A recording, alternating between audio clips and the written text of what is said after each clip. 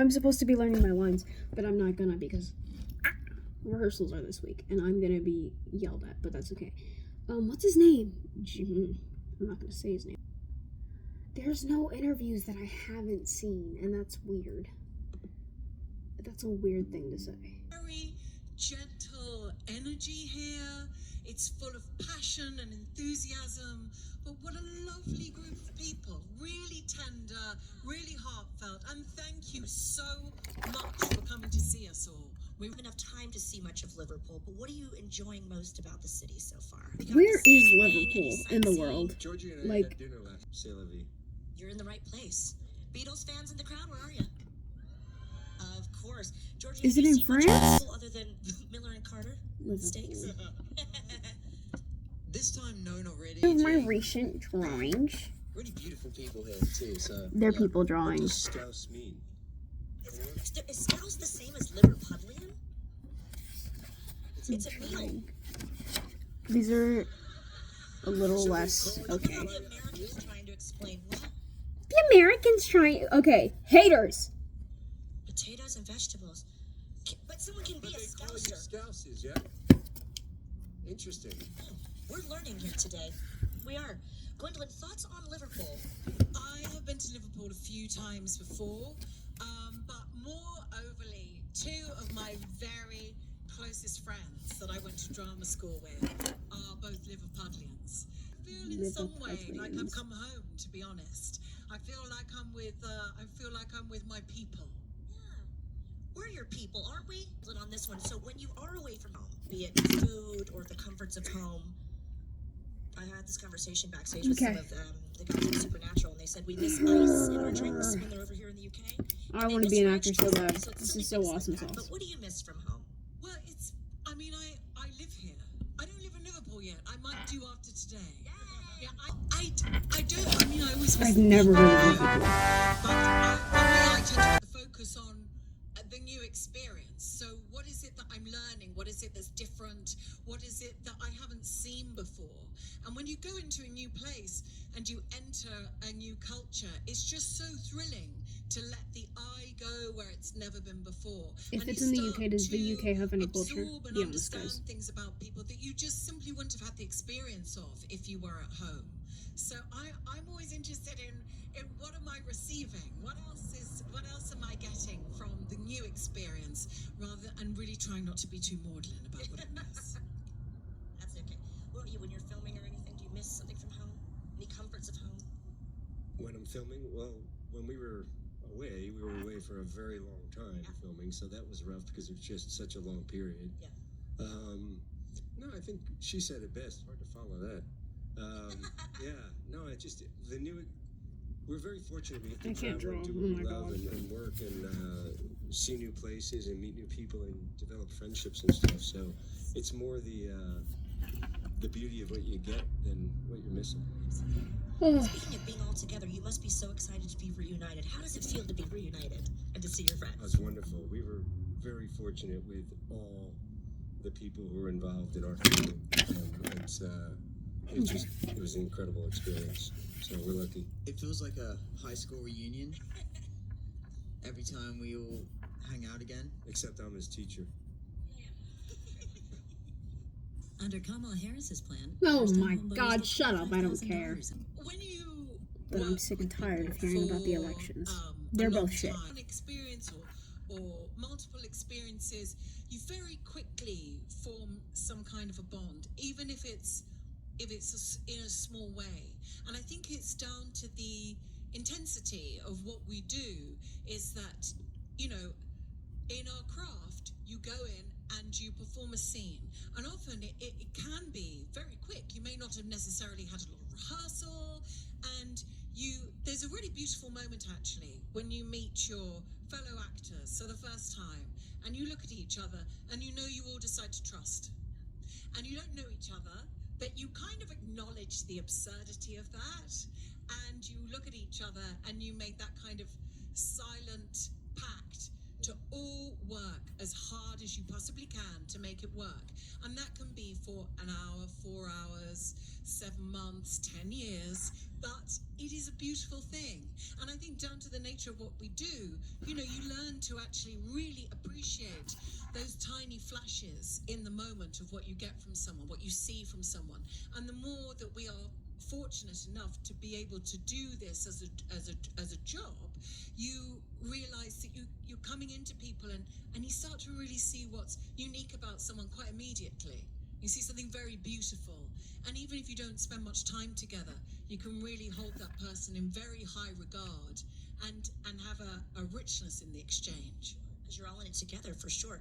Well, we have some amazingly talented people here at this particular Comic-Con Liverpool. I know you guys have been getting your photos and your autographs, but is there anybody in our roster of Comic-Con Liverpool that you were either excited to see again or excited to meet for the first time? We have so many different talented actors here in the backstage area, but who for you were you excited to meet or see again? Well, whenever I'm around these guys, I'm a little bit in awe. But also, I was a big Last of Us fan. So I kind of I got out of the elevator yesterday and Bella Ramsey was there. I didn't say anything, but I was fangirled out a little bit. Those guys. I love The Last of Us. I can talk about this forever. I love The Last of Us. I have not played the game. I have. I just haven't finished the game. And I had somebody that Okay, guys. And we didn't work out, but they were obsessed with The Last of Us, and I think that's funny. But they were more obsessed than me. I don't find Ellie Williams attractive, and I'm okay with that. I love Bella Ramsey, though. Absolutely. They're awesome sauce. No. As a musical, the musical is known as the Rocky Horror Picture Show. And so I wish I knew films. Patricia Quinn, I don't really watch things like that. She is an actor that we went to the same drama school, and she was always someone that we idolized.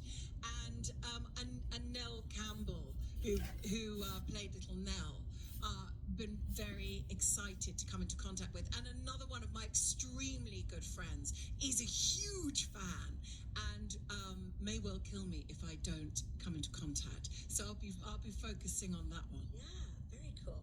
And any comrades or starstruck moments for you, Jamie? People that you wanted to meet? Well, yeah. When I found out these two were going to be involved, it was just really nice to come back and see them. But I met Carrie Elwes today. And yeah, that's what I said. Lovely, isn't he? Super nice. He's so nice. He's such a kind person. But I mean, his career, his talent, his comedy, his timing, that was pretty cool. You know, that was pretty cool. Well, whether it's been working or Comic-Cons, has there been anybody, as Georgie said, that you fangirled or fanboyed over? Is any kind of starstruck moment of a movie star or someone famous that you met? Could be from any genre, athlete, anything like that. Who did you meet and you thought, wow, this is a big deal? I got to work with Gary Oldman. Ready Player I One. got to meet Steven Spielberg. I watched Ready Player One, and I loved that movie so much. And I forget I watched it, but I love that movie so much. If I'm thinking about the right movie, Yes, I loved Ready Player One. Oh my god, I was watching it, and I was watching with my dad, and I thought that the animation was really good, and the acting was awesome sauce. And freaking dude. If I could play in a fantasy show, if I could play in any fantasy, I would probably kill myself with how happy I am. Him, which was incredible. Oh my god. Guys, okay.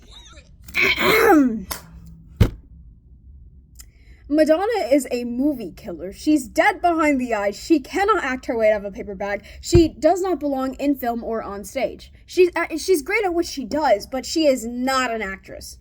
So, all of my favorite actors, all of their favorites are problematic.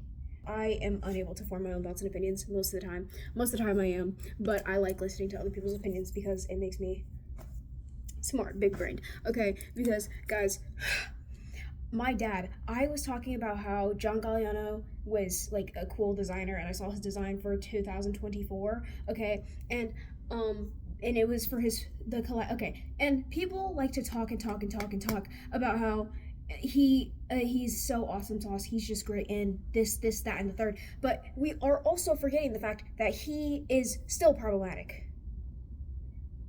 And I feel like most people don't say, like, there's a lot of famous people that don't say these things because, first of all, he was literally talking and he's an anti-Semitic.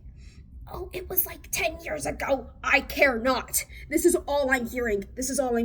Only JS said the N-word 8 years ago. People are still talking about it. I am still talking about this because there's nothing. You can't come back from that. But apparently he did. And he's back from the grave, okay? He's a great designer. He is. And Pat McGrath, I love Pat McGrath.